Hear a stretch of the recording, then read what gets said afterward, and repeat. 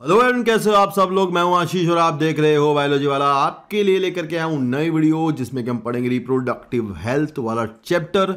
भैया इससे पहले के 3 चैप्टर 12th क्लास के हमने पूरे कर लिए हैं और 11th क्लास के हमने 5-6 chapter anatomy of flowering plant तक कवर कर लिए हैं।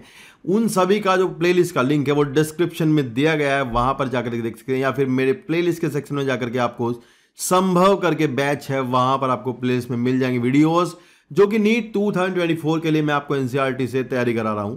तो ये आपके लिए बहुत ज़्यादा ही बेनिफिशियल होने वाला है, क्योंकि यार आपको इसको पढ़ के पता लगेगा कि कितना इंपॉर्टेंट है। एक एक लाइन, एक एक बात, एक एक टॉपिक कहाँ से सवाल आएगा ये मैं पढ़ा रहा हूँ आपको। और आपको कॉन्सेप्चुअल क्लैरिटी के साथ साथ जो समझाने वाली चीज़ें वो भी समझाई जा रही हैं। साथ ही साथ इस चैनल पर आपको और छोटी छोटी वीडियोज़ जो भी टॉपिक रिलेटेड होते हैं उनकी भी मिलेंगी। और आप बने रहना मेरे साथ में, देखते रहना मेरे चैनल को और इन वीडियोस को। तो ठीक है, आज की वीडियो शुरू करते हैं, जो कि आज आसान सा टॉपिक है रिप्रोडक्टिव हेल्थ। इसको हम कवर करेंगे। चलिए वीडियो को शुरू करते हैं, ज़्यादा बातें नहीं करते हैं हमें।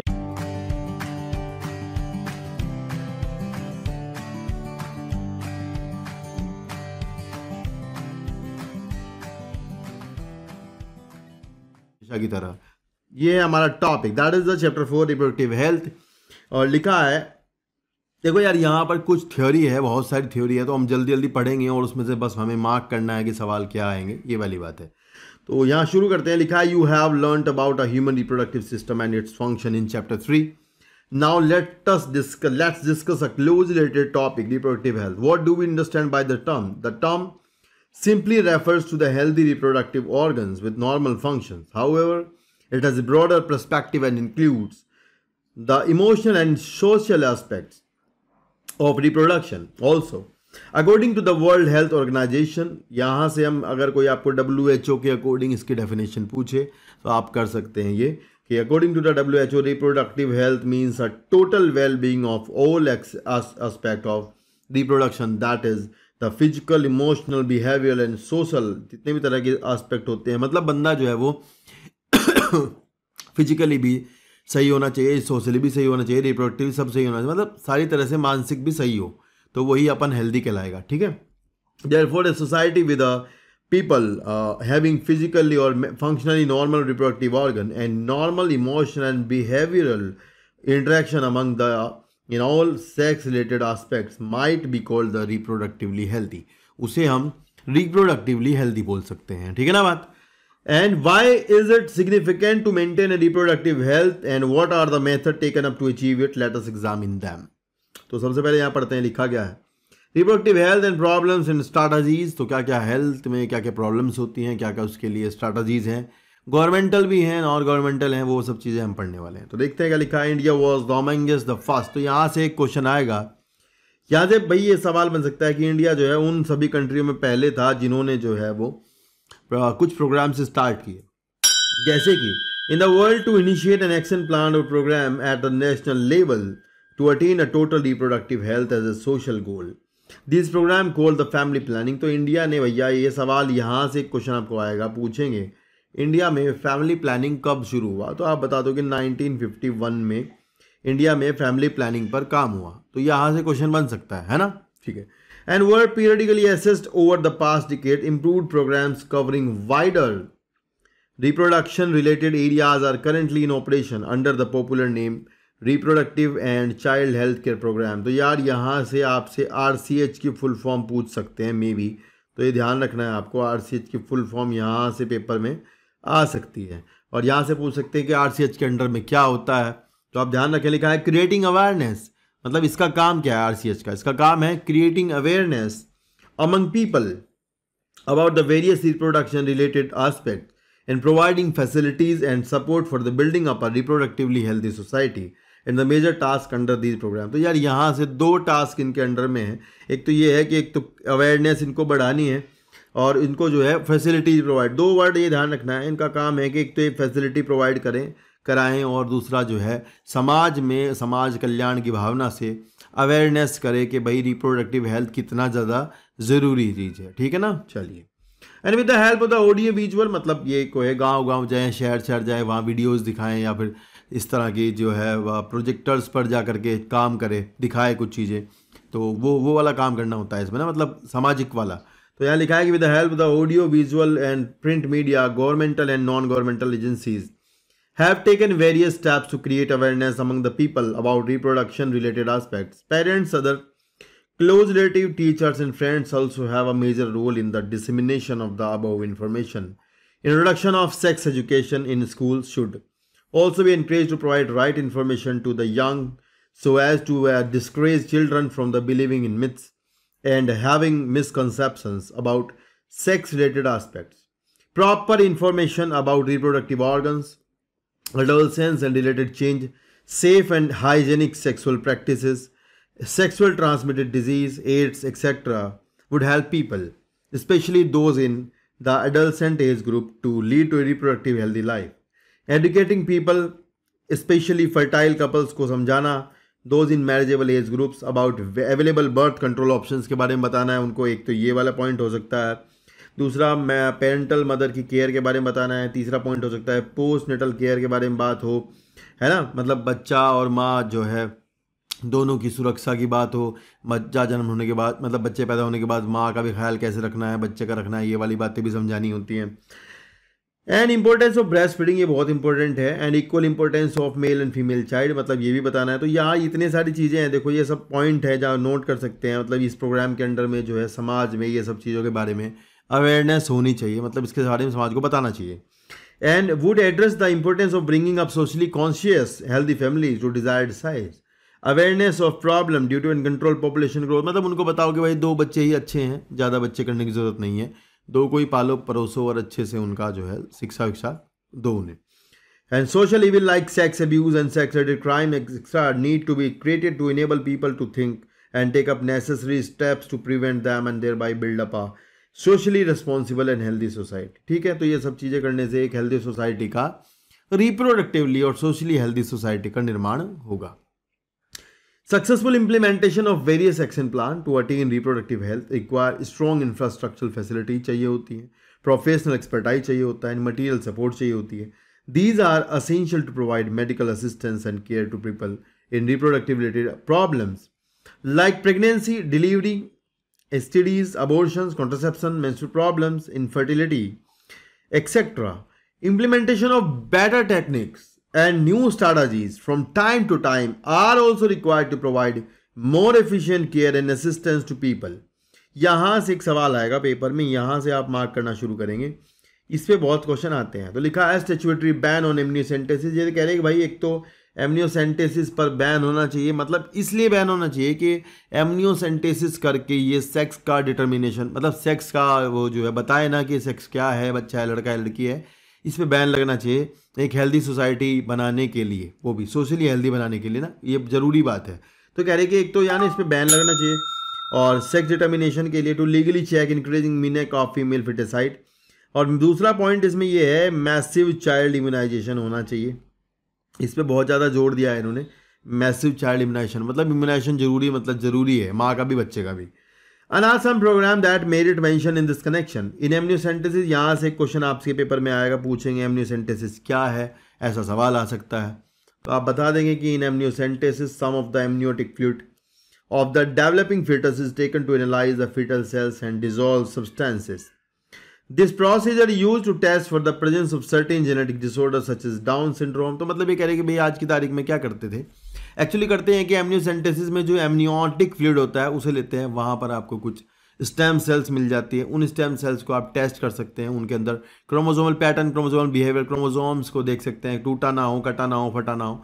तो उसकी वजह से मतलब बहुत सारी क्रोमोसोमल डिसऑर्डर्स जो एबनॉर्मलिटीज़ होती हैं, जैसे कि Down syndrome, Turner syndrome, Klinefelter syndrome, और भी गूंगा मैरा, ये सब डीफ म्यूटिज्म वगैरह जो होते हैं, ये सब चेक कर सकते हैं. लेकिन लोगों ने क्या किया, इसको चेक करने के बजाय लोगों ने उसमें सेक्स को डिटरमाइन करना शुरू कर दिया, जो कि सरासर गलत था. तो इस पर बैन होना चाहिए. ठीक है, फिर लिखा है this procedure use to test for presence of certain disorder जैसे कि Down syndrome, haemophilia, sickle cell anaemia etcetera, and that will determine the survivability of the foetus.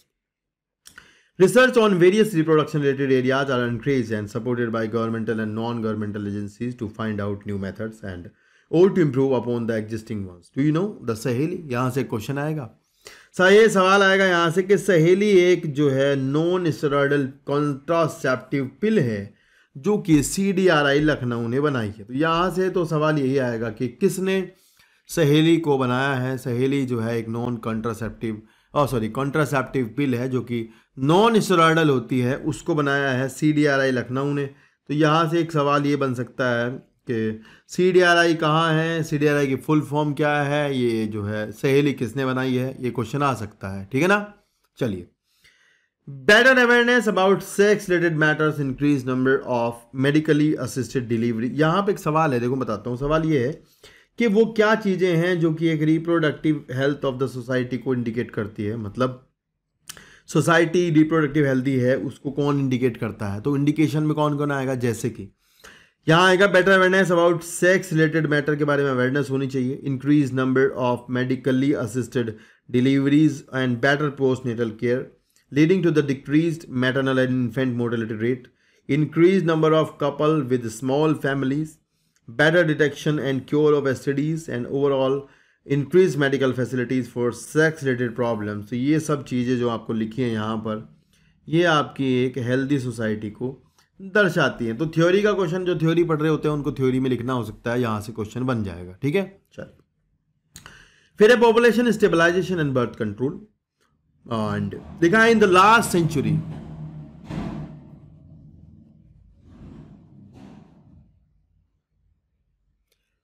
लिखा है in the last century an all round development in various field significantly improve the quality of life in the people, however increase health facility along with a better living condition. देखो यार, ऐसा है, जितना ज़्यादा दवाइयाँ दोगे, जितना ज़्यादा मेडिकल फैसिलिटीज़ बढ़ेंगी, तो मरने की जो दर है लोगों की वो उतना ज़्यादा ही कम होगी। कम लोग मरेंगे तो पॉपुलेशन बढ़ेगी ही, ये भी बात है। और जैसे बच्चा होने के बाद आजकल तो बच्चे की इतनी केयर होती है, मतलब वो बच जाता है, मतलब उसकी मृत्यु नहीं होती। तो क्योंकि मतलब यहाँ फैसिलिटीज इतनी ज़्यादा बढ़ रही हैं, तो इसलिए जो है नेटेलिटी और मोर्टेलिटी रेट जो है वो डिपेंड करते हैं, चेंज हो रहे हैं। तो इसलिए जनसंख्या भी रॉकेट की तरह बढ़ रही है, ये यहाँ पर बताया गया है। लिखा है कि भाई जो लिविंग कंडीशंस हैं वो बढ़ रही हैं, मेडिकल फैसिलिटीज़ बढ़ रही हैं, and an explosive impact on the growth of the population. The world population which was around 2 billion in 1900 rocketed to about 6 billion in 2000। तो आज की तारीख में तो बहुत ही ज़्यादा होगी, लाइक 7.2 बिलियन इन 2011, और जब ये वीडियो बन रही है तो मेरे ख्याल से 8 पॉइंट कुछ ज़्यादा ही बिलियन होगी, है ना।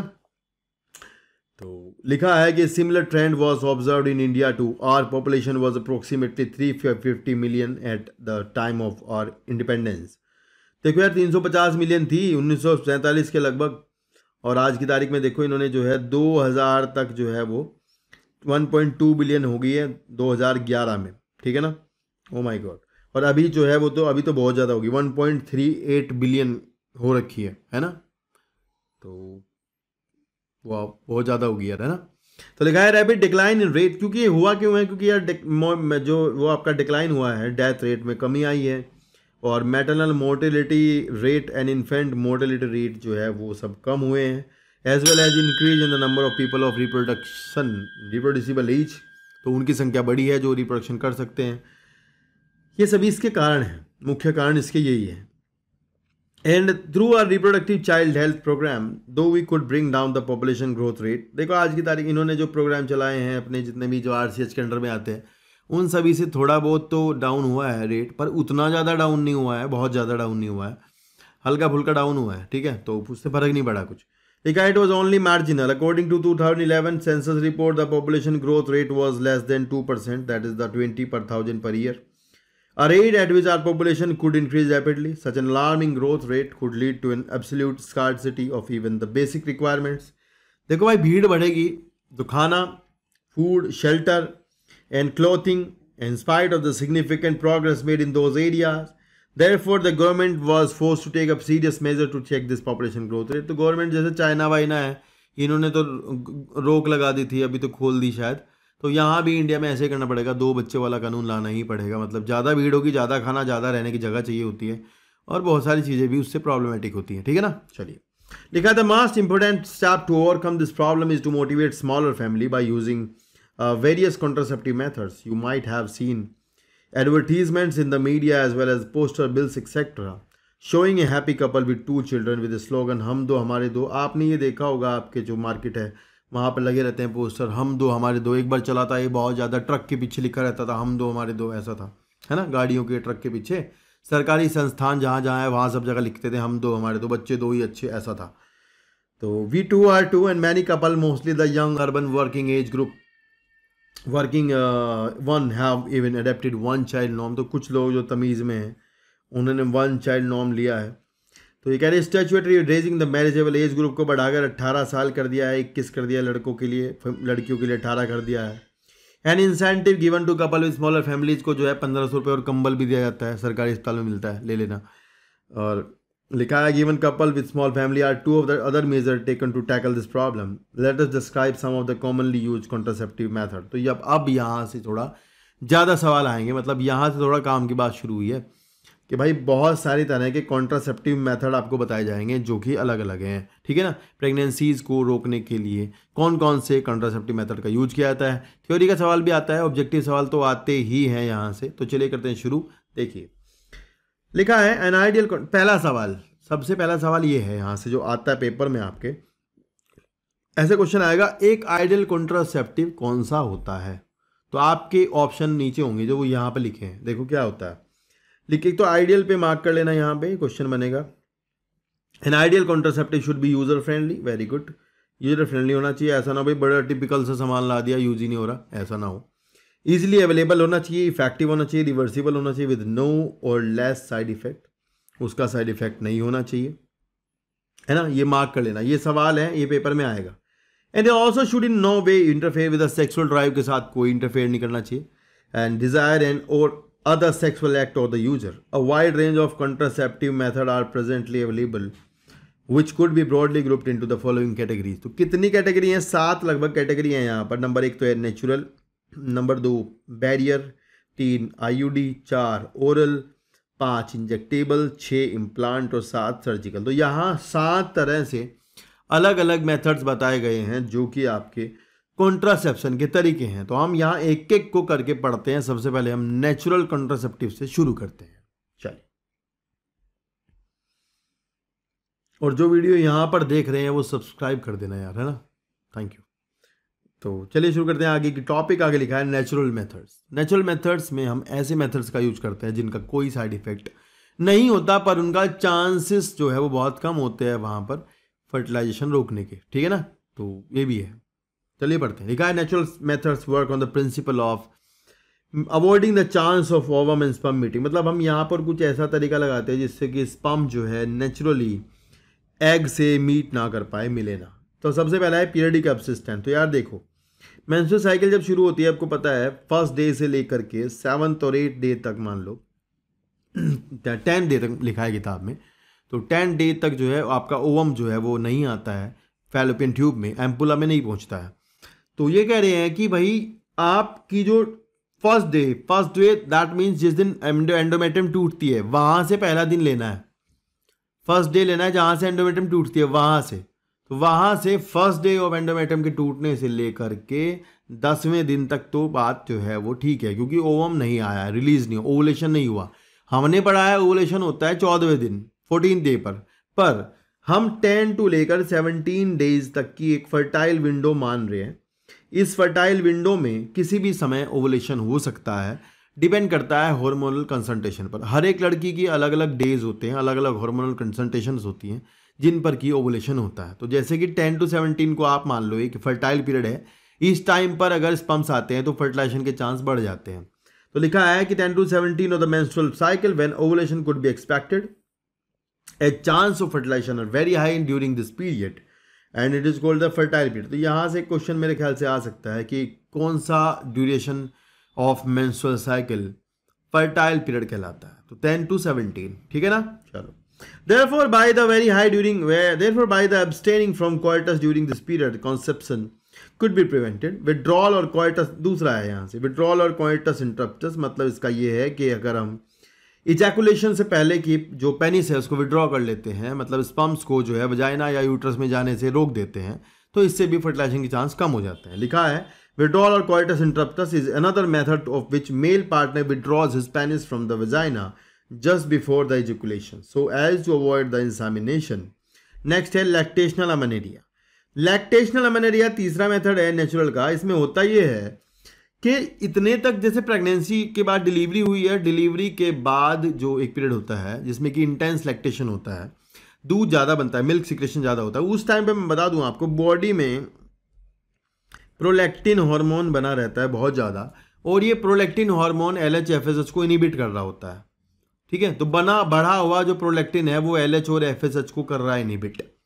अब उसके इनिबिशन से, LH-FSH के इनिबिशन से बात ये बनी है कि आपका नई साइकिल, नई जो मेंस्ट्रुअल साइकिल है वो स्टार्ट नहीं हो रही है।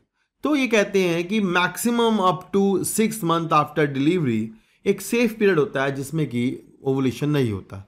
पर ये किताब में 6 महीने लिखा है, रियलिटी में 2 महीने, 3 महीने, 4 महीने, वो डिपेंड करता है। ठीक है, ये भी ध्यान रखना है। तो लिखा है lactational amenorrhoea absence of menstruation method is based on the fact that ovulation and therefore the cycle do not occur during the period of the intense lactation। इसका कारण मैंने बताया प्रोलैक्टिन की वजह से ऐसा होता है। ठीक है, therefore as long as the mother breastfeed the child fully, chances of conception are almost nil। However this method has been reported to be effective only up to maximum period of 6 months। तो यार ये यहाँ किताब में लिखा है 6 महीने, तो भैया 6 महीने होता नहीं, पर ये 2 महीने, 3 महीने, 1 महीना में भी, कभी कभी 1 महीना। ठीक है, ध्यान रखना। आपको 6 ही लगा के आना है, पेपर में आएगा तो। ठीक है, दिमाग नहीं लगाना ज़्यादा। लिखा है month following parturition as no medicine और devices are use in this method. So ये जो है आपका, इसका जो है साइड इफेक्ट तो नील है, तो लिखा है side effect are almost nil, लेकिन इसके चांस ऑफ फेलियर बहुत ज़्यादा होते हैं। तो ये वाली बात आप ध्यान रखोगे, चांस ऑफ फेलियर हाई है, ये भी सवाल बना लेंगे, चांस ऑफ फेलियर हाई और साइड इफेक्ट नील, ऐसा सवाल बना लेंगे, ध्यान रखना। ठीक है, next in barrier method ovum and sperm are prevented from physically meeting with the help of the barriers. तो यहाँ पर हम कुछ फिजिकल मेथड्स का यूज करेंगे जो कि स्पर्म्स को रोकेंगे। ठीक है, अवॉइड मतलब रोकेंगे एग से मिलने के लिए, पर ये नेचुरल नहीं है। ठीक है, ये फिजिकल बैरियर्स का यूज करेंगे। ठीक है, तो लिखा है in barriers method ovum and sperms are prevented from physically meeting with the help of the barriers. Such methods are available for both male and female. Like सबसे पहला है कॉन्डोम। तो यहाँ लिखा है condoms are the barriers made of the thin rubber. तो सवाल ये भी बन सकता है कॉन्डोम किसके बने होते हैं, रबर के। Latex sheet that are use to cover the penis in the male और vagina and cervix in the female. तो यहाँ से सवाल आता है फीमेल कॉन्डोम किसे कवर करते हैं, तो बता दो कि फीमेल कॉन्डोम जो है वेजाइना और सर्वाइक्स को कवर करते हैं। ठीक है, just before coitus so that the ejaculated semen would not enter into the female reproductive tract, this can prevent conception.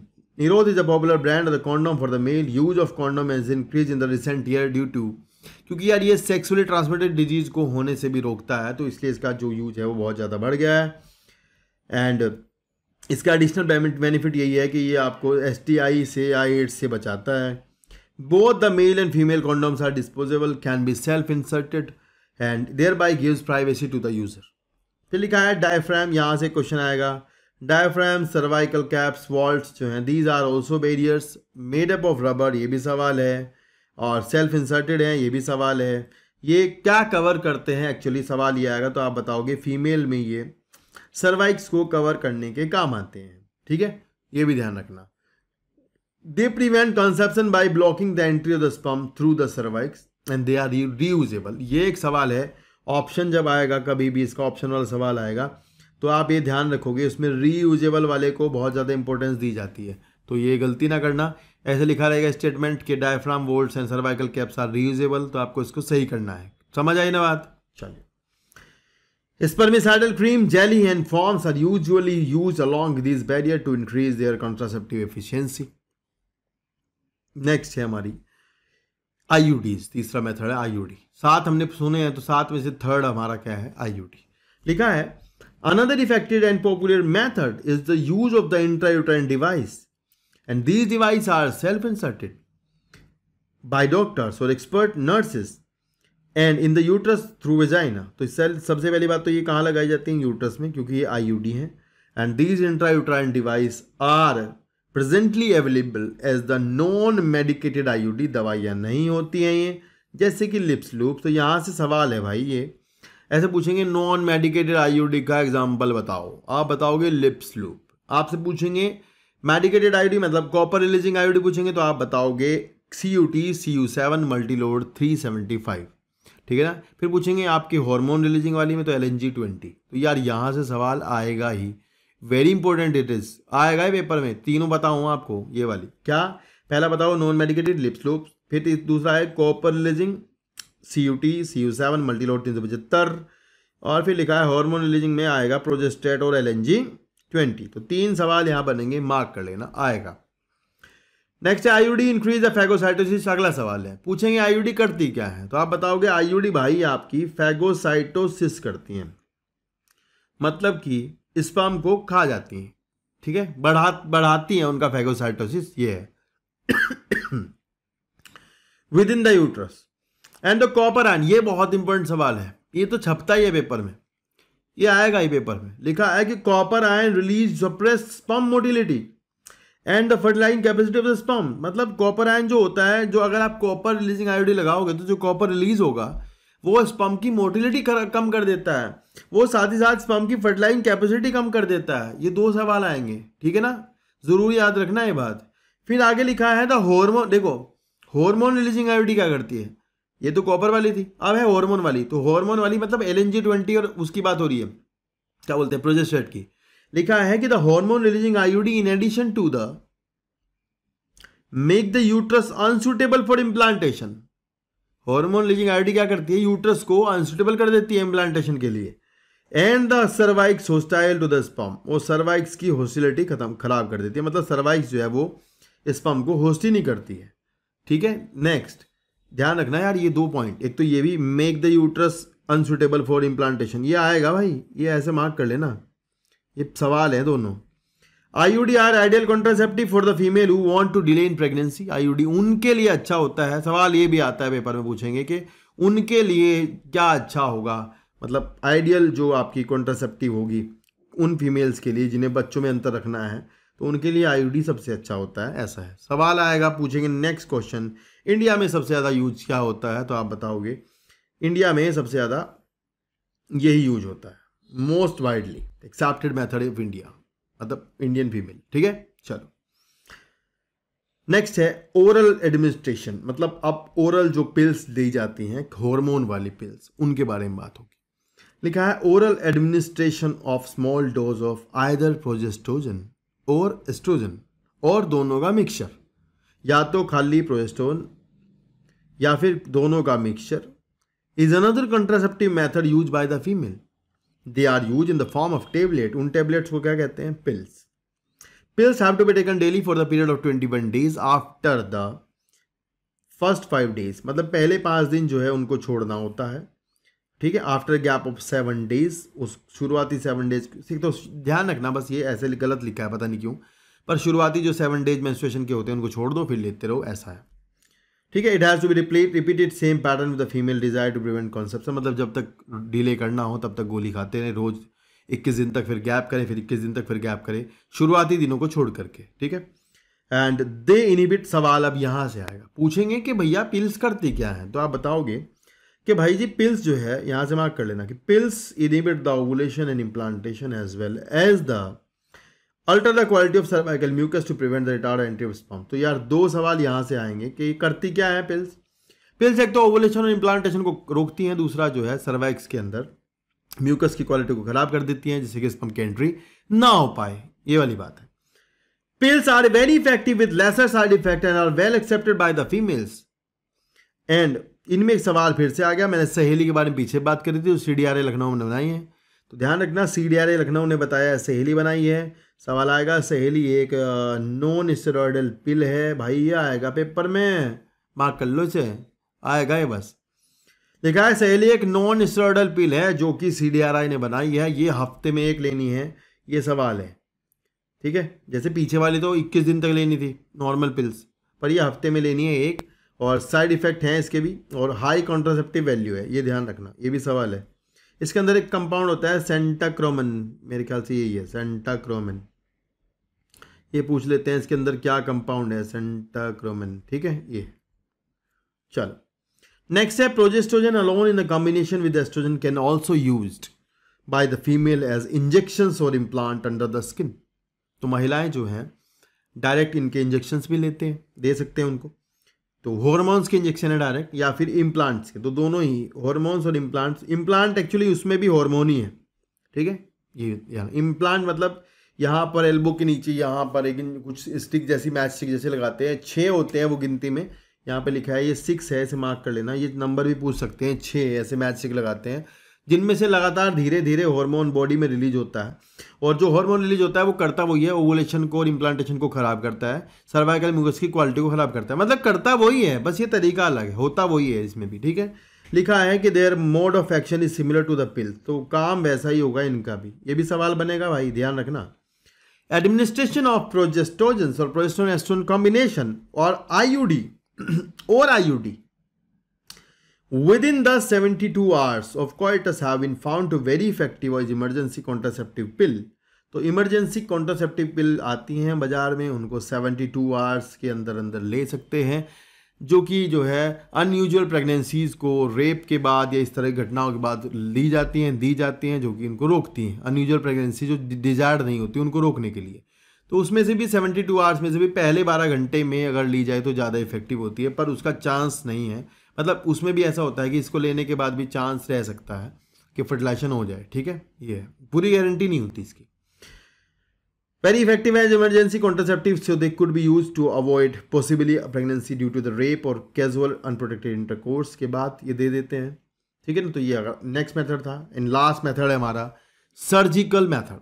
Surgical method में करते क्या है, सर्जिकल मेथड में जो है जो आपकी फैलोपियन ट्यूब है उसको काट देते हैं, या फिर वास डिफरेंस है उसको काट देते हैं, ठीक है, जिससे कि स्पर्म जो है पहुंचे ही ना, या फिर समझ रहे हो स्पर्म एग तक जाए ही ना। तो ये यहाँ लिखा है कि 2 केस है इसमें। एक तो पहली बात तो ये ध्यान रखना, इसको स्टेरिलाइजेशन कहते हैं, ये सवाल बनेगा। स्टेरिलाइजेशन किसे कहते हैं, सर्जिकल मेथड को। इसमें करते क्या है, देखो यहाँ तो मेल में तो हम वेस्ट डिफरेंस को काट देते हैं और मोड़ के बांध देते हैं, फीमेल में फैलोपियन ट्यूब को काट देते हैं। तो फीमेल वाला कहलाता है ट्यूबेक्टोमी, सॉरी नीचे लिखा है पढ़ लेंगे, यहाँ लिखा है ट्यूबेक्टोमी फीमेल में कहलाएगा और मेल में कहलाएगा वेसेक्टोमी। तो दोनों में ध्यान रखना है काटा क्या गया है, बस ये वाली बात ध्यान रखना, ठीक है। और इसके बाद ये रिवर्सल नहीं होता, मतलब इसमें खत्म है, मतलब फिर सीन दोबारा नहीं जुड़ेगा ये प्रॉपर, ठीक है, ये ध्यान रखना है ना। तो इसमें वापसी नहीं है गारंटी। यहाँ लिखा भी है, जैसे कि लिखा है surgical intervention block gamete transport and thereby prevent conception. Sterilisation procedure in the male is called vasectomy and female में tubectomy. In vasectomy, a small part of the vas deferens is removed or tied up through a small incision in the scrotum। Scrotum में cut लगाते हैं, वहाँ से इसको काट देते हैं। ट्यूबेक्टोमी में हम फैलोपियन ट्यूब को काटते हैं, एक छोटा सा कट लगाते हैं एब्डोमेन में, है ना, या तो वजाइना के थ्रू या फिर एब्डोमेन के थ्रू। तो ये वाली बातें ध्यान रखनी है, maybe they could be a question, ठीक है। These technique are highly effective but their reversibility poor. तो भाई ध्यान रखना, ये वाला बहुत भयंकर बात है, रिवर्सिबिलिटी पुअर है, जोड़ जाड़ तो देंगे डॉक्टर पर बात बनेगी नहीं, ठीक है। ये फिर यहाँ लिखा है थोड़ा सा इनके बारे में बातचीत थोड़ा पढ़ लेते हैं। लिखा है it need to be emphasise that the selection of a suitable contraceptive method and its use should always be undertaken in the consultation with the medical practitioner professionals. One must also remember that contraceptive are not regular requirements for the maintenance of reproductive health. In fact they are practice against a natural reproductive event conception pregnancy। One is forced to use this method either to prevent pregnancy or delay spaced pregnancy due to the personal reasons। No doubt the widespread use of these methods have a significant role in checking the uncontrolled growth of population। पर इनके भैया बहुत effect हैं। Nausea, पेट में दर्द, bleeding लगातार होती है, कभी कभी मेंस्ट्रुएशन रुकते नहीं है, इरेगुलर मेंस्ट्रुअल ब्लीडिंग होती है, breast cancer, vaginal cervical cancer तक होते हैं इनसे। तो आप इनके साइड इफेक्ट को इग्नोर नहीं कर सकते हैं, भयंकर बात ये है, ठीक है। भले ही ये काम के हों पर इनके साइड इफेक्ट बहुत होते हैं, मतलब अगर किसी को लेनी है तो डॉक्टर की सलाह में लें, अदरवाइज ना लें, ठीक है ना। तो इस अबॉर्शन इसे हम कहते हैं एक्चुअली, तो ये लीगल है, लीगली ये जो है 1971 में एमटीपी इंडिया में लागू हुआ था, जिसमें कि हम लीगली अगर मान लो ऐसी कुछ प्रॉब्लम्स हैं कि जो है फिटस को या बच्चे को नहीं रख सकते हैं, बच्चा जो है वो माँ के लिए खतरा हो सकता है या फिर बच्चे के लिए खतरा हो सकता है, तो ऐसे केसेस में लीगल है कि एमटीपी हो सकता है, मतलब medically we terminate the pregnancy. तो यहाँ पर लिखा है कि इंटरनेशनल और इंटेंशनल और voluntary termination of pregnancy before the full term is called as the MTP or induced abortion। Nearly 45 to 50 million MTP are performed in an year all over the world, which account for the 1/5 of the total number of conceived pregnancies in a year. Whether to accept legalized MTP or not is being debated upon in many countries due to emotional, ethical, religious and social issues involved in it. Government of India, ये सवाल यहाँ से पूछा जाएगा भाई, इसे mark कर लेंगे कि गवर्नमेंट ऑफ इंडिया ने कब एमटीपी को लागू किया। 1971 1971 में इंडिया में लागू किया गया MTP. And with some strict conditions to avoid its misuse, such restrictions are all the more important to check indiscriminate and illegal female feticide which are reported to be high in India. क्योंकि यार यहाँ तुम्हें पता ही है कि यहाँ पर जो है लड़का लड़की में भेद थोड़ा करते हैं लोग बाग, तो उसको लेकर के बहुत ज़रूरी बात है ध्यान में रखने की, ठीक है। वाई एमटीपी करते क्यों है? Obviously, the answer is to get rid of the unwanted pregnancies either due to the casual or unprotected intercourse or failure of the contraceptive pills used during the coitus or rapes. MTP are used also essential in certain cases where continuation of the pregnancy could be harmful or even fatal either to the mother to the fetus or दोनों के लिए. And MTP are considered relatively safe during the first trimester. तो ये भी सवाल आ सकता है, पहले 3 महीने में MTP जो है वो सेफ होता है, and that is up to the 12 week of pregnancy. Second trimester abortions are much more riskier. One disturbing trend observed is that a majority of the MTP are performed by the unqualified quacks. तो ऐसे ही गाँव में इधर उधर कहीं भी जो है abortions ना कराएं, MTP ना कराएं, ये जान के लिए खतरा हो सकता है, ठीक है। ओके, लिखा है which are not only safe but could be fatal too. Another dangerous trend is the misuse of amniocentesis. तो लोग क्या करते हैं, एमनियोसेंटेसिस कराते हैं और एमनियोसेंटेसिस से ये पता करते हैं कि लड़का है फिटस या लड़की है, तो ऐसे केस में सेक्स को डिटरमाइन करके उसको जो है अबॉर्ट कराते हैं, पर जो गलत है। Frequently, if the fetus is found to be female, it is followed by MTP. This is totally against the what is legal. तो लीगल नहीं है, गलत है, and such practices should be avoided because these are dangerous both for the young mother and the fetus. Effective counseling on the need to avoid unprotected coitus and the risk factors involved in the illegal abortion, as well as providing more healthcare facilities, could reverse the mentioned unhealthy trend. तो यार ये है। और next है हमारा heading sexually transmitted infection STI। और इसमें से कुछ सवाल आ जाते हैं पेपर में। मैंने एक कॉमन सवाल देखा है, इनमें से कौन एक STI है या फिर इनमें से कौन एक ऐसी सेक्सुअली ट्रांसमिटेड डिजीज़ है जो बैक्टीरिया से होती है, जो वायरस से होती है। इस तरह के सवाल पूछते हैं। तो यहाँ लिखा है इन्फेक्शंस और diseases which are transmitted through sexual intercourse are collectively called sexual transmitted infections और वेनेरियल डिजीज़। तो यहाँ से मेरे को लगता है ये सवाल पेपर में आने लायक है कि वेनेरियल डिजीज़ किसे कहते हैं। तो ये क्वेश्चन आएगा यहाँ से। VD या वेनेरियल डिजीज़ जो कि आपकी RTI भी कहलाती हैं, जो कि आपकी STI STD भी कहलाती हैं, तो वो एक ही बात है। गोनोरिया, तो यहाँ पर कुछ नाम दिए गए, मैं आपको ये लिस्ट दे रहा हूँ, यहाँ से आप इसे नोट कर लेना, इसका स्क्रीनशॉट ले लेना चाहें तो आप। तो ये ध्यान रखना है कि बैक्टीरियल में आपको याद रखना है, सिफिल्स जो है वो बैक्टीरियल डिजीज़ है जो कि ट्रैपोनिमा पैलिडम नाम की बैक्टीरिया से होती है। इसके नाम का एक टेस्ट होता है, VDRL टेस्ट उसे कहते हैं, या फिर फ्रेंच पोक्स भी इसे कहते हैं। नेक्स्ट है gonorrhoea, that is also a bacterial disease जो कि नजीरिया गोनोरी नाम की बैक्टीरिया से होती है। तीसरा है क्लेमाइडियसिस जो कि एक बैक्टीरिया है, क्लेमाइडिया ट्राइकोमाइटिस तो उससे होती है। नेक्स्ट है वायरल डिजीज जो कि सेक्सुअली ट्रांसमिटेड होती है, जैसे कि सबसे पहले है जेनिटल वार्ट। तो genital ward human papilloma virus से होता है, HPV से, एड्स HIV से होता है, हर्पीज जो है वो HSV2 से होता है, ये DNA वायरस है। ये क्वेश्चन आता है बहुत बार। नेक्स्ट है हेपेटाइटिस B, ये भी एक वायरल डिजीज़ है जो कि आपकी सेक्सुअली ट्रांसमिटेड होती है। ये बहुत इंपॉर्टेंट सवाल है भाई कि ऐसी वायरल डिजीज़ ये जो इनमें से लगती नहीं है ना, ऐसा हेपेटाइटिस B सेक्सुअली ट्रांसमिटेड होती है, तो ऐसा गलत हो जाएगा, ध्यान रखना है। हेपेटाइटिस B जो है वो सेक्सुअली ट्रांसमिटेड हो जाएगा। नेक्स्ट है प्रोटोजोआ, प्रोटोजोन से जुड़ी होती है डिजीज ट्राइकोमोनास वजाइनेलिस, तो ये ट्राइकोमोनास है। तो यहाँ पर ये नाम मैंने नोट कर दिया है, यहाँ से क्वेश्चन आएगा तो आप बता दोगे कि कौन बैक्टीरियल है कौन वायरल है। यहाँ देखते लिखा है गोनोरिया, नाम एक gonorrhoea, syphilis, genital herpes, chlamydiasis, genital warts, trichomoniasis, hepatitis B, and of course the most discussed infection is the AIDS, है ना, HIV से जो होता है, और ये भी कॉमन STI में आता है। ओके, नेक्स्ट है some of these infections like hepatitis B and HIV can also be transmitted by the sharing of injection, तो ध्यान रखना है हेपेटाइटिस बी और जो है वो भी आपका सेक्सुअली ट्रांसमिटेड भी होती है, साथ ही साथ सर्जिकल इंस्ट्रूमेंट्स वगैरह से भी ट्रांसमिट होती है। जैसे जैसे HIV ट्रांसमिट होता है वैसे वैसे ये भी ट्रांसमिट हो जाती है। फिर लिखा है कि with infected persons transfusion of blood और from the infected mother to the foetus, तो बच्चे को भी माँ से आ जाएगा। ये बहुत इंपॉर्टेंट सवाल है, ये माँ से इन्फेक्टेड माँ बच्चे को बीमार करती है नहीं करती है? तो करती है भाई, ध्यान रखना है, ठीक है।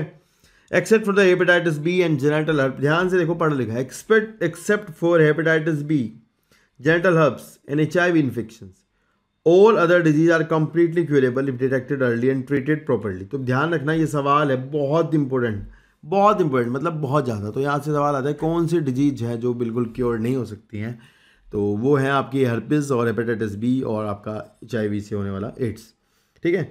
और बाकी सब जो है क्योरेबल है, अगर टाइम पे दवाई ववाई ले ले तो ठीक हो जाता है। Early symptom of most of these are minor and include itching, full discharge, slight pain, swelling etcetera in the genital region. Infected females may often be asymptomatic and hence may remain undetected for long time. Absence or less significant symptom in the early stage of the infection and the social stigma attached to the STI deter the infected person from going from timely detection and proper treatment. This could be lead to complication later, which include a pelvic inflammatory। एक तो इसमें ये बहुत important है भाई, PID हो जाता है, मतलब पूरा यूट्रस वूट्रस सब में सूजन आ जाती है। और abortions, still birds, ectopic pregnancy, जो कि जैसे फैलोपियन ट्यूब वगैरह में अगर मान लो इम्प्लांटेशन हो जाए तो उसे हम एक्टॉपिक प्रेगनेंसी बोलेंगे, ठीक है, वो हो जाता है। इनफर्टिलिटी हो सकती है, इवन कैंसर तक हो सकता है इन बीमारियों के लगातार चलने से, ठीक है। देयरफॉर प्रिवेंशन और अर्ली डिटेक्शन और and cure of the disease are given prime consideration under the reproductive health care programme. तो all person are vulnerable to these infection, पर जो आपके 20 से 15 से 24 साल वाले होते हैं वो ज़्यादा ही इसके लिए वल्नरेबल होते हैं, मतलब उनको होने की संभावना बहुत ज़्यादा होती है। There is no reason of panic because prevention is possible. One could be free of disease infection by following principles given below. तो इनमें क्या कर सकते हैं बचने के लिए? Avoid sex with the unknown partners, multiple partners. Always try to use condom during the coitus. In case of doubt, one should go to a qualified doctor for early detection or get complete treatment of diagnosed with infection. ठीक है ना भाई, तो ये वाले काम कर सकते हैं अगर बचना है तो। और next and the most and the last topic, most important and last topic is the infertility. तो इसमें से भैया खूब सवाल भर भर के पेपर में आते हैं, याद रखना। इनफर्टिलिटी से मतलब बहुत सारे सवाल आते हैं और आते भी हैं, मतलब एक तो आपका वहाँ से आएगा पीछे से IUD वगैरह से खूब सवाल आते हैं और यहाँ से आते हैं, ठीक है, तो याद ध्यान से करना है। तो यहाँ लिखा है कि बहुत ज़्यादा बड़ा डिस्कशन इस पर हो सकता है कि इनफर्टिलिटी क्या है क्यों है, लेकिन यहाँ पर थोड़ा सा बताया गया है। लिखा है discussion on reproductive health is incomplete without mention of infertility. A large number of couples all over the world including India are infertile. They are unable to produce children in spite of unprotected sexual cohabitation. The reason for this could be many: physical congenital disease, drugs, immunological disorders, or even psychological. In India, often the female is blamed for the couple being childless, but more often than not, the problem lies in the male partner. So, and specialized healthcare unit, infertility clinics, etc. could help in diagnosis and corrective treatment of some of these disorders and enable these couples to have children. However, where such corrections are not possible, the couple could be assisted to have children through certain special technique they are called as assisted reproductive technologies. तो यहाँ से ध्यान रखना है, पूरा जो common term है वो सारा कुछ मिला जुला के कहलाता है ART। तो ART के अंडर में खूब सारे तरीके हैं जिससे कि हम ऐसी जो दंपत्ति हैं, ऐसे जो कपल है जिनको संतान नहीं है, उनको संतान मिल सकती है, ठीक है। तो देखते हैं क्या क्या तरीके बताए हैं। तो एक तो बताया इन विट्रो फर्टिलाइजेशन। तो सबसे पहला तो वही है इन विट्रो फर्टिलाइजेशन। इसमें करते क्या है, जो पेरेंट्स हैं उनका एग लेते हैं और स्पर्म लेते हैं, या फिर डोनर से ले सकते हैं, वो डिपेंड करता है कहाँ से स्पर्म लिया है, कहाँ से क्या। तो उनको आपस में फर्टिलाइज कराते हैं। फर्टिलाइजेशन के बाद जाइगोट बनता है। जाइगोट को अर्ली स्टेजेस में, शुरुआत में ही यूट्रस में रख या फैलोपियन ट्यूब में रख देते हैं, इम्प्लांट कर देते हैं, या फिर यूट्रस में डाल देते हैं, ठीक है, इम्प्लांटेशन कराते हैं। तो मतलब दो जगह पे रख सकते हैं। अगर थोड़ी कम सेल्स हैं, मतलब जैसे जाइगोट के बाद 2-4 सेल हैं, तो उसके बाद उसको ले जा करके फैलोपियन ट्यूब में रख देंगे। या फिर अगर हम बाहर फर्टिलाइज कराने के बाद थोड़ा ज़्यादा सेल का हो गया, थोड़ा बड़ा हो गया ज़रा सा, तो उसको ले जा करके यूट्रस में रख देंगे, ठीक है ना। तो ये है। लिखा है इन विट्रो फर्टिलाइजेशन में क्या करते हैं, almost similar condition in the, ऐसी कंडीशन बाहर बनाते हैं जैसी बॉडी में पाई जाती है। Followed by the embryo transfer, तो पहले फर्टिलाइजेशन करते हैं फिर उसके बाद होता है embryo transfer. Is one such method. In this method popularly known as the test tube baby program, ovum from the wife or the donor or sperm from the donor or the husband are collected and are induced to form zygote बनाते हैं laboratory के अंदर। and the zygote or early embryos with up to 8 blastomeres, अगर थोड़ा है 8 blastomeres तक का है वो तो उसे हम fallopian ट्यूब में ट्रांसफ़र करते हैं। इसको बोलते हैं ZIFT, जिफ्ट। तो यह ध्यान रखना, जिफ्ट में क्या करते हैं, जाइगोट इंट्रा फेलोपियन ट्रांसफर, यानी जाइगोट जबकि 8 सेल का होता है उसको फेलोपियन ट्यूब में ट्रांसफर कर देते हैं। And embryos with more than 8 ब्लास्टोमेर अगर वो है तो उसको हम यूट्रस में डालते हैं, वो है इंट्रा यूट्राइन ट्रांसफर। यहाँ लिखा है कि embryo with more than 8 blastomere to uterus IUT कहलाता है। और टू कंप्लीट इस further development embryo formed by in vivo fertilisation, fusion of gamete within the female also could be used for such transfer to assist those female who cannot conceive। यानी कि यहाँ पर हम क्या कर सकते हैं, एक नेचुरली कंसीव्ड हुआ जाइगोट भी ले सकते हैं उन महिलाओं के लिए जिनके अंदर कंसीव नहीं होता है, तो ये भी कर सकते हैं। ठीक है, तो जो मतलब कंसीव नहीं कर सकते, जिनमें फर्टिलाइजेशन नहीं हो सकता, यूट्रस ठीक है, तो उनमें हम कहीं और से जाइगोट लेकर के डिलीवर कह रहा हूँ इम्प्लांट कर सकते हैं। नेक्स्ट तरीका ये है कि अगर कोई फीमेल है, उस फीमेल के अंदर मान लो एग नहीं बनता है तो क्या करे वो बेचारी, यूट्रस उसकी ठीक है, तो ऐसे केस में वो एग जो है किसी डोनर से ले सकती है और उस एग को लेकर के हम एम्पुला वाले रीजन में जो फेलोपियन ट्यूब है वहाँ पे रख देंगे और उसका फिर वहाँ नेचुरली या फिर आप आर्टिफिशियल तरीके से इंसेमिनेशन करा करके फर्टिलाइजेशन करा सकते हैं। ठीक है, तो यहाँ लिखा है transfer of an ovum collected from A donor into the fallopian tube, gift. तो इसके लिए हम क्या करते हैं, जिफ्ट करते हैं। ये क्वेश्चन आएगा जिफ्ट के फेलोपियन, जिफ्ट और ZIFT दोनों में डिफरेंस भी पूछते हैं और आपको पता होना चाहिए। जी मतलब गैमेट, Z मतलब जाइगोट, तो जाइगोट को रखते हैं तो जिफ्ट है और गिफ्ट है तो ये गैमेट को रखते हैं। Of another female who can not produce one but can provide suitable environment for fertilisation and further development is another method of attempted intracytoplasmic sperm injection. तो यार एक ही तरीका है, एग लो और मतलब एग के अंदर सीधा स्पर्म का इंजेक्शन लगा दो तो इससे जाइगोट बनेगा और फिर एम्ब्रियो बनेगा। देखो एम्ब्रियो बना लिया बाहर, मान लो आपने इन विट्रो फर्टिलाइजेशन कराया या फिर आपने स्पर्म का इंजेक्शन लगाया, एक ही बात है, आपने बनाया एम्ब्रियो है, एम्ब्रियो को फिर आपको फर्दर वही करना पड़ेगा ZIFT और IUT। ठीक है ना, ये ध्यान रखना। तो यहाँ लिखा है कि ICSI से आप जो है डायरेक्ट स्पर्म का इंजेक्शन एग में लगा देंगे जिससे फिर आपका जाइगोट जो है ओवम से जाइगोट बन जाएगा। फिर लिखा है infertility see cases either due to the inability of the male partner to inseminate the female और due to the very low sperm count. तो इसकी वजह से भी हो सकती है स्पर्म जो है वो प्रॉपर यूट्रस में नहीं पहुंच रहे हैं वजाइना के थ्रू, तो इसके केस में हम आर्टिफिशियल इंसेमिनेशन करते हैं, ये टेक्निक यूज करी जाती है। ठीक है ना, चलो। In this technique the semen collected either from the donor और the husband is artificially introduce into the vagina और द इनटू द यूट्रस। तो ध्यान रखना, सीमेन जो है या तो वजाइना में या यूट्रस में छोड़ा जाता है, फिर इसको बोलते हैं IUI, इंट्रा यूटेराइन इंसेमिनेशन। तो ठीक है, तो आर्टिफिशियल इंसेमिनेशन में ही एक तरीका है, दैट इज द IUI। ठीक है ना, तो ये कुछ तरीके जो इन्होंने बताए हैं जिससे कि हम एक ऐसी कपल जिसको कि संतान नहीं है उनको हम संतान प्राप्त करा सकते हैं। तो लास्ट में एक छोटा सा पैराग्राफ है जो कि इसको मतलब पूरा कंक्लूजन है। लिखा है दो options are many, all these technique require extremely high precision handling by the specialised professionals and expensive instrumentation. Therefore, these facilities are presently available only in the very few countries in the world. Obviously, their benefits is affordable to the only limited number of people. Emotional, religious, and social factors are also deterrent into the adoption of these methods. देखो यार ऐसे है, समाज में बहुत सारी चीज़ें हैं। समाज ये कहता है कि भाई ये तो नहीं मानते, उनको लगता है हमारा बच्चा नहीं है, पर ध्यान रखना ये ऐसा नहीं है, बच्चा उनका ही होता है। अगर स्पर्म और एग उन्हीं के हैं तो उन्हीं की संतान कही जाएगी जेनेटिकली। ठीक है, तो ये ध्यान रखना। Since the ultimate aim of all these procedure is to have the children, in India we have so many orphan and destitute children who would probably not survive till maturity unless taken care of. Our laws permit legal adoption and it is as yet one of the best method of couple looking for partnerhood. तो ये बहुत अच्छा तरीका है, जिनको संतान नहीं है उनको संतान अवेलेबल कराने का। तो होप सो आपको वीडियो अच्छी लगी होगी, और इससे पहले वाली वीडियो देखी नहीं तो पार्ट 1 आप डिस्क्रिप्शन में लिंक है वहाँ पर जाकर के देख सकते हैं। बाकी के चैप्टर जो कवर कराए हैं उनके लिंक भी डिस्क्रिप्शन में दिए गए, वहाँ पर जाकर के मिल जाएंगे। 11th क्लास के लिए प्लेलिस्ट मिल जाएगी आपको, प्लेलिस्ट वाले सेक्शन में जाकर के आपको इसी चैनल पर लगातार बहुत सारी कॉन्सेप्चुअल वीडियो मिलती रहेंगी। जो अगर आपको कोई वीडियो बनवानी हो, मेरे से पढ़वाना हो कुछ चीज़, तो आप टॉपिक कमेंट करके बता सकते हैं। ज़्यादा से ज़्यादा अपने दोस्तों को शेयर कीजिएगा, और 11th वाले 12th वाले नीट वाले सब के लिए है। और आपका बहुत बहुत धन्यवाद होगा, शेयर करोगे सब्सक्राइब करोगे तो। बाकी जिन्होंने नहीं किया उनका भी थैंक यू सो मच। मिलते हैं नेक्स्ट वीडियो, बाय बाय।